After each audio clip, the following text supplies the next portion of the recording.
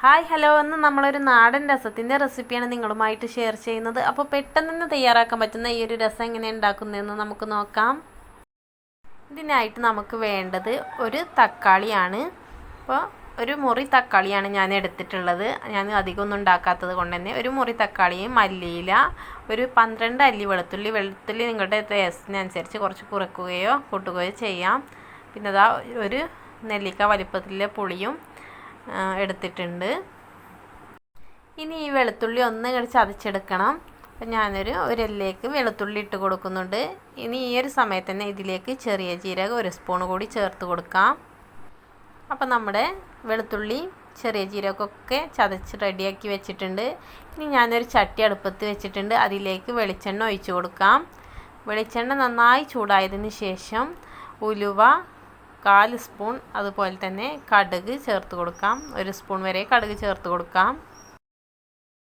ഇനി കടുക് നന്നായി പൊട്ടിയതിന് ശേഷം നമ്മൾ നേരത്തെ ചതച്ച് വെച്ച ചെറിയ ജീരകവും അതുപോലെ തന്നെ വെളുത്തുള്ളിയൊക്കെ ഇതിലേക്ക് ചേർത്ത് കൊടുക്കുക. അതിൻ്റെ പച്ചമണമൊക്കെ മാറാനാണ് ഈ എണ്ണയിലേക്ക് ചേർത്ത് കൊടുക്കുന്നത്. ചെറിയ ജീരകത്തിൻ്റെയൊക്കെ പച്ചമണം മാറിയാലേ ഇതിനൊരു ടേസ്റ്റ് കിട്ടുള്ളൂ.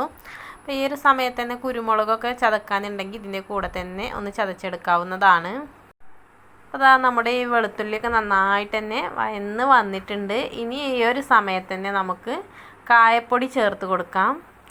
ലേശം കായപ്പൊടി ചേർത്ത് കൊടുത്തിട്ടുണ്ട്. ഇനി ഇതിലേക്ക് എരിവിനായിട്ട് ഒരു 1/2 സ്പൂൺ കുരുമുളക് പൊടി കൂടി ചേർത്ത് കൊടുക്കാം. ഇനി ഇതിലേക്ക് ഒരു 1/2 സ്പൂൺ മഞ്ഞൾപ്പൊടി കൂടി ചേർത്ത് കൊടുക്കാം. ഈ ഒരു സമയത്ത് തന്നെ ലേശം മുളക് പൊടി നിങ്ങൾക്ക് വേണമെങ്കിൽ ചേർത്ത് കൊടുക്കാവുന്നതാണ്. അപ്പോൾ ഞാൻ മുളക് പൊടി ചേർത്ത് കൊടുക്കുന്നില്ല. ഇനി പുളിയെല്ലാം പിഴിഞ്ഞെടുത്തിട്ടുണ്ട്. അതുപോലെ തക്കാളിയൊക്കെ ഒന്ന് ഞെരടി എടുത്തിട്ടുണ്ട്. നമ്മുടെ ഈ ഒരു തക്കാളി ഇതിലേക്ക് ചേർത്ത് കൊടുക്കാം. തക്കാളി ഒന്ന് വാട്ടിയെടുത്തതിന് ശേഷം എണ്ണയിലിട്ടൊന്ന് വാട്ടിയെടുത്തതിന് ശേഷം നമുക്ക് നമ്മുടെ പുളിവെള്ളം കൂടി ഒഴിച്ച് കൊടുക്കാം. ഈ പുളിയിൽ അധികം വെള്ളം ഒഴിക്കാത്തത് കൊണ്ട് തന്നെ കുറച്ച് വെള്ളം ചേർത്തിട്ട് നമുക്കിതിലേക്ക് ഈ ഒരു ചട്ടിയിലേക്ക് ഒഴിച്ച് കൊടുക്കാം. രസത്തിന് ആവശ്യമായിട്ടുള്ള വെള്ളം ഇതിലേക്ക് ഒഴിച്ച് കൊടുക്കാം. ഇനി ഇതിലേക്ക് ആവശ്യത്തിനുള്ള ഉപ്പ് കൂടി ചേർത്ത് കൊടുക്കാം. ഉപ്പ് ആദ്യം കുറച്ചിട്ടതിന് ശേഷം പിന്നെ കുറവുണ്ടെങ്കിൽ പിന്നെ ചേർത്ത് കൊടുക്കാം.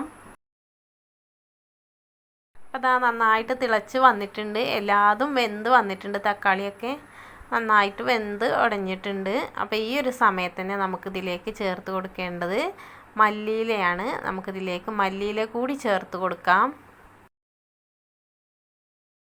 അപ്പം മല്ലിയിലേക്ക് ഇട്ടതിന് ശേഷം നമുക്ക് ഈ തീ ഓഫാക്കി എടുക്കാം. അപ്പോൾ അതാ മണ്ണും ചട്ടി ആയതുകൊണ്ട് തന്നെ ഓഫാക്കിയാൽ ഒന്ന് കുറച്ച് നേരം തിളച്ചുകൊണ്ടേയിരിക്കും. അപ്പോൾ അതാ നമ്മളെ സദ്യക്കൊക്കെ ഒഴിച്ചു കൂടാനാവാത്ത നമ്മുടെ ഈ ഒരു രസം ഇവിടെ തയ്യാറായിട്ടുണ്ട്.